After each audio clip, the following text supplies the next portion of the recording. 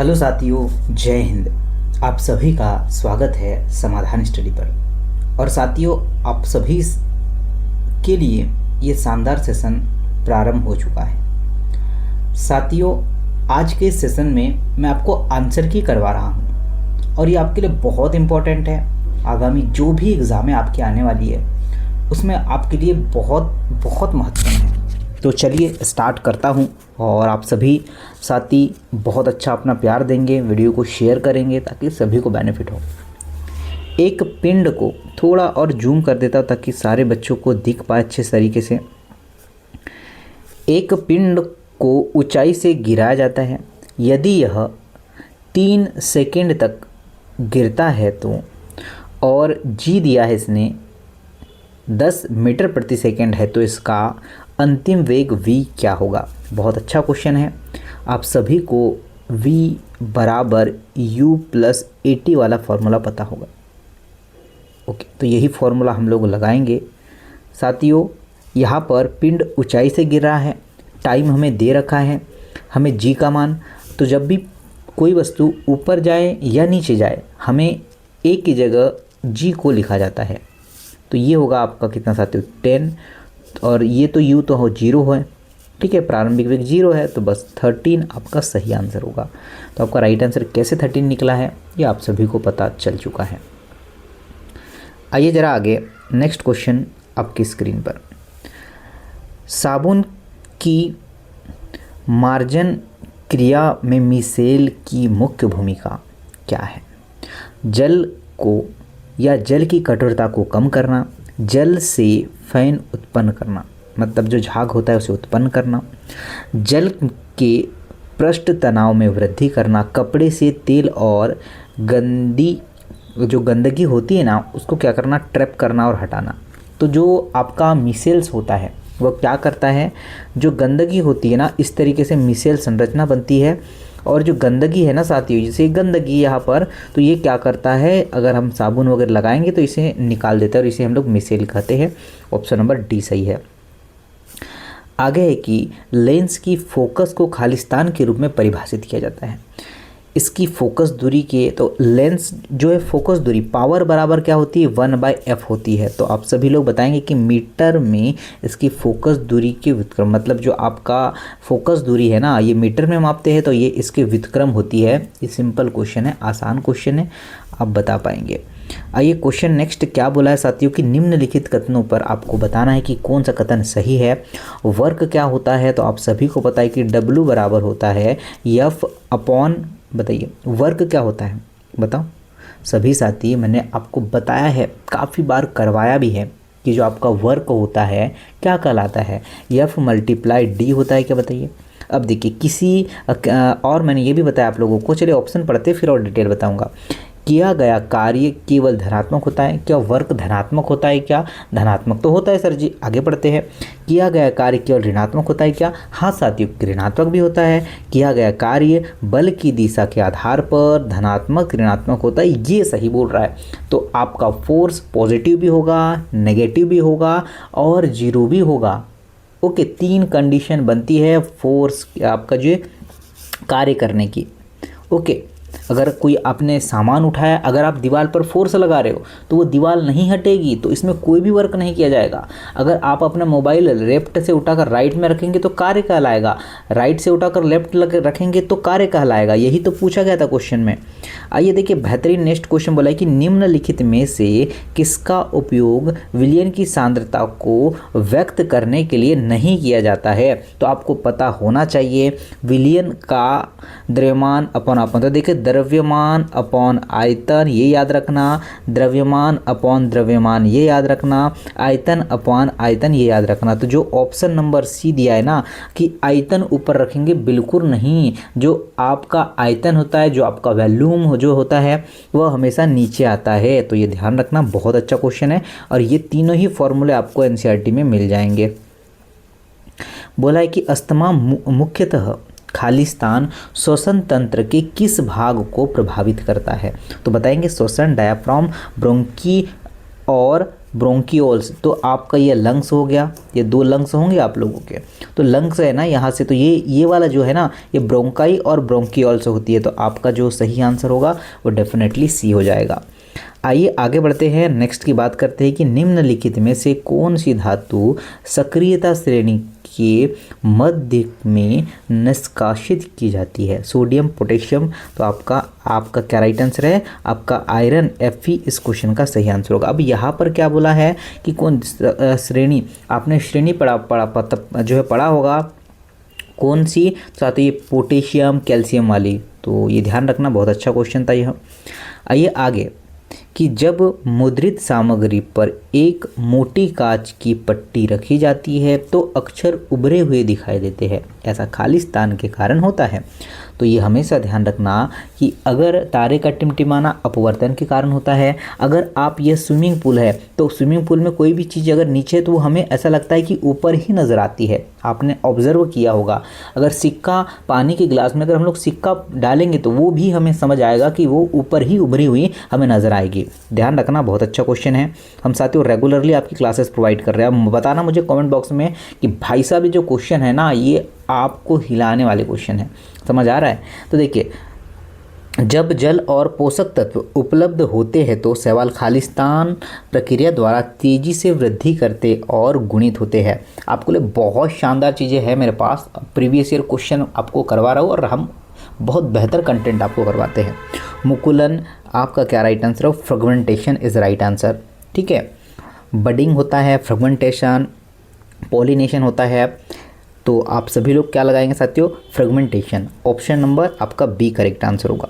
आइए बात करते हैं नेक्स्ट की, क्या होता है जब जिंक की छड़ को जलीय कॉपर सल्फेट विलयन में रखा जाता है। पहला, कोई रासायनिक परिवर्तन नहीं होता है, कॉपर सल्फेट विलयन का नीला रंग फीका पड़ जाता है। बिल्कुल साथियों, जिंक Zn, जिंक का क्या होता है, जिंक जलीय मतलब कॉपर सल्फेट प्लस CuSO4 में अगर हम लोग इसे क्रिया कराएंगे तो Zn क्या होता है, जिंक जो है ज़्यादा रिएक्टिव होता है आपके कॉपर से, तो ये जिंक ऑक्साइड बना लेगा, ठीक है, जिंक जो है सल्फाइड बना लेगा और साथ में ही यह कॉपर को अलग कर देगा।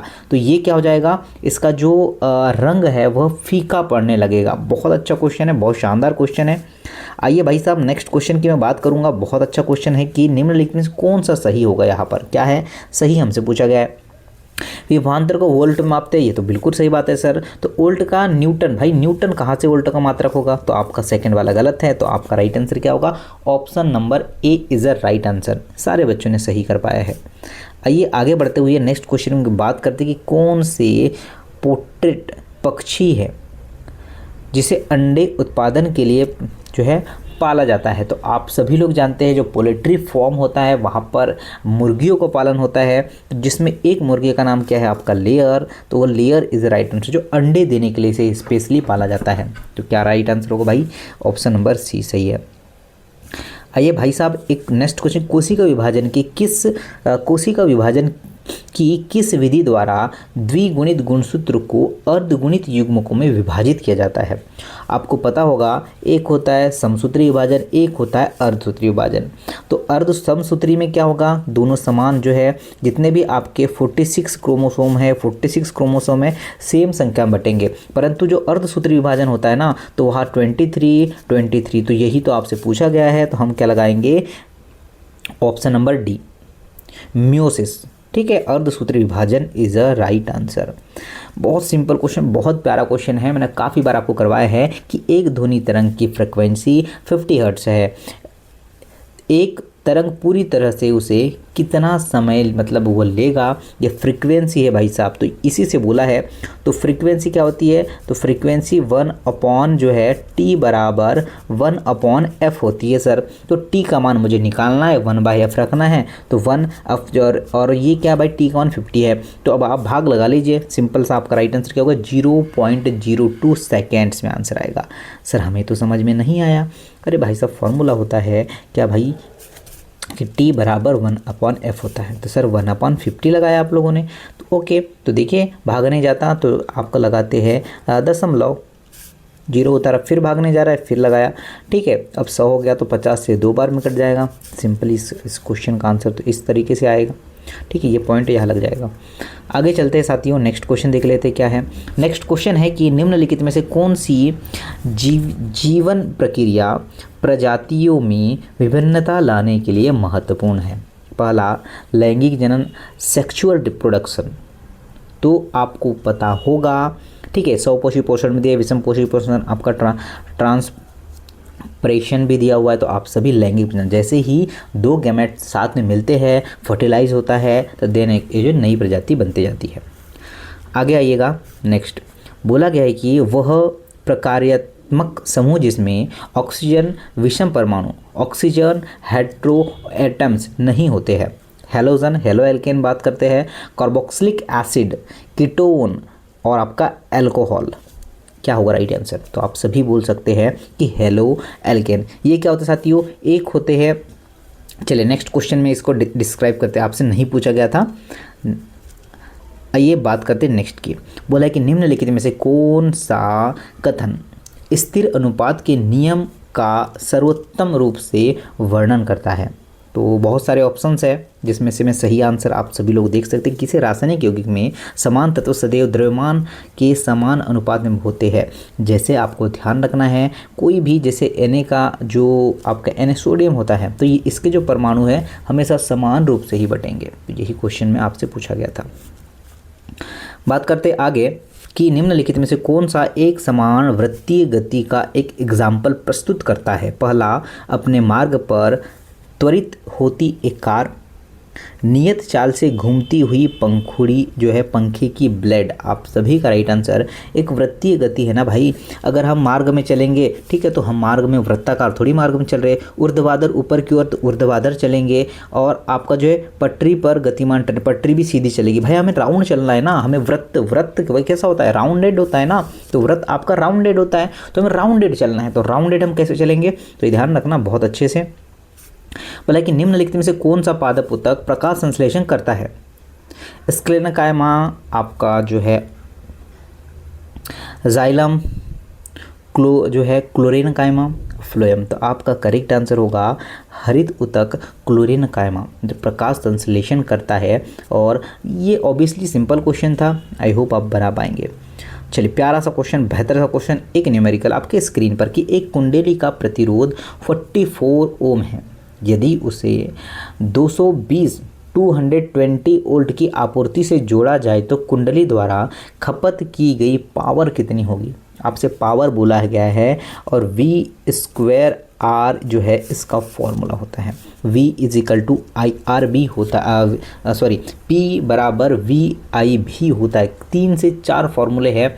I बराबर जो है P बराबर क्या होता है, I²RT भी होता है। इसके काफ़ी सारे फार्मूलेस होते हैं। तो जैसे जैसे जो दिया रहता है उसके अकॉर्डिंग हम लोग फार्मूले को लगाते हैं। तो हमें लगाना है ये वाला फार्मूला। तो 20 जो है 220 मल्टीप्लाई हमें R का स्क्वायर करना है, मतलब वोल्ट का स्क्वायर करना है, और अपॉन में R लगाना है। तो 44, तो 11 से 2 बार जाएगा, तो यहाँ पर कितना आएगा भाई साहब, 11 से 4। ठीक है, अब यहाँ पर क्या होगा, 0 आ जाएगा। इससे कितने बार कट जाएगा, तो ये हमें जो है 10 बार कट जाएगा। तो चलिए कुछ गलती किया क्या भाई, 11 दूनी 22, 11 से 44, अच्छा 4 बचा है ना, तो 4 से इसको 2 कट जाएगा, मतलब 11। आपका राइट आंसर होगा जो है 1100 वाट। पावर की यूनिट क्या होती है, वाट होती है ना, बिल्कुल। आगे बढ़ते हैं, बात करते हैं नेक्स्ट क्वेश्चन की कि पृथ्वी की परिक्रमा एक वृत्तीय पथ पर नियत गति से चलाने